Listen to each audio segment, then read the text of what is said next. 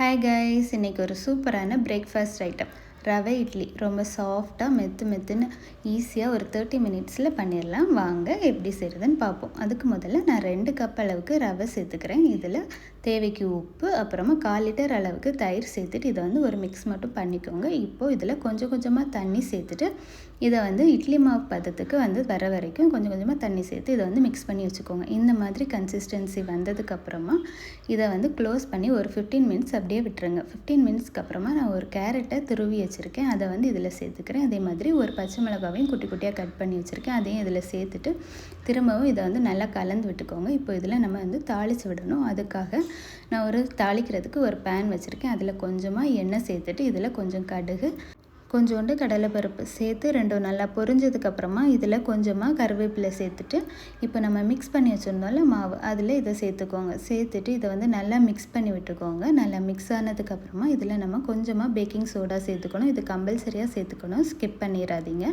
சேர்த்து இதை நல்லா மிக்ஸ் பண்ணி விட்டுட்டு நம்ம இப்போ இதை இட்லி ஊற்றிக்கலாம்.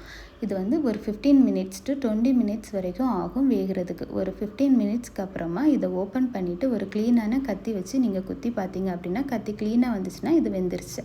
அப்போ நம்ம கேஸ் ஆஃப் பண்ணிவிட்டு நம்ம இதை எடுத்து ஒரு 5 மினிட்ஸ் மட்டும் ரெஸ்ட் பண்ணிவிட்டு நீங்கள் எடுத்தீங்க அப்படின்னா இந்த மாதிரி உடையாமல் சூப்பராக வந்துடும். எப்படி சூப்பராக? இது தேங்காய் சட்னி கூட செம்ம காம்பினேஷன். நீங்களும் இதை ட்ரை பண்ணி பாருங்கள். இந்த மாதிரி ஒரு சூப்பரான சமையலோடு உங்களை திரும்ப பார்க்குற வரைக்கும் பாய்.